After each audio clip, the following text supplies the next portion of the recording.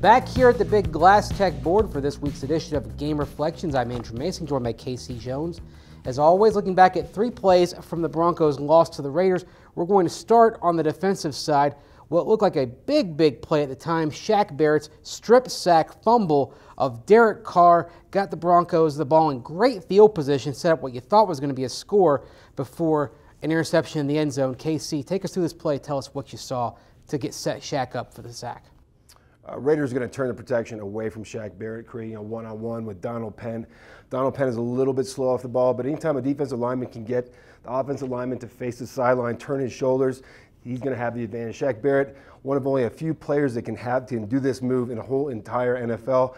A strip sack, recovers the football, setting up the Broncos in great field position. Yeah, one of the other guys that can do it is Von Miller, and Miller's out of the frame, but he's drawing a double team away, and this is setting up the one-on-one, and that's why you want to have multiple edge rushers who can do what Shaq and Von can do. And of course, Shaq had one of these plays earlier this year on a strip sack fumble. It's kind of his specialty, what he does very well. Big play, didn't result in points in the end, but a big play for the defense, certainly what they wanted to get. They want to get takeaways.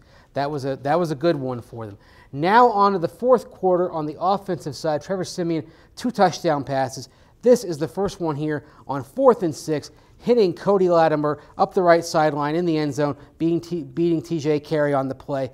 KC, what did you see pre-snap? Great play. You motion in Latimer. He's actually going to run a wheel route, so he's going to get TJ Carey to go a little bit laterally, and that's enough to get him off of his step, and then Latimer is just going to take care of it with speed and a well-thrown ball. Not too much that TJ Carey can do on the play, but ends a very important 93-yard drive. Yeah, and Siemian looked really smooth on this drive, takes a couple steps out of the pocket. Nice open lane for him to throw. Can't deliver the ball any better. Good play by Latimer in one-on-one coverage. It was his first touchdown since November 2015. Of course, he's done a lot better the last few weeks.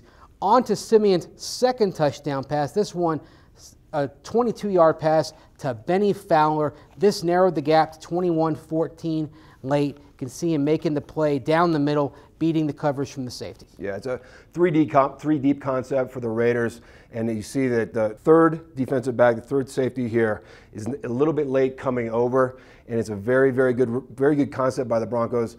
4 deep route, they're all going vertical, but I think the play is made right here. When he looks at Booker, he nods off Booker, giving him a kind of a false read, and then the safety's a little bit late coming over, touchdown.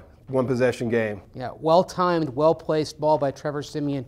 The fourth quarter work that he had, some of his best work of the season. Good pass protection up front. Of course, they had a numerical advantage throughout the fourth quarter because of the kind of coverages the Raiders were giving him. And Fowler with his first touchdown since back in September. Some things to build on for the Broncos going into next week as they go down to Miami. A good fourth quarter on offense wasn't enough for the win, but Trevor Siemian will start on Sunday in Miami. Certainly, he hopes to build on what he and the offense did late in Oakland. For Casey Jones, I'm Andrew Mason. Thanks for joining us. We'll see you next week.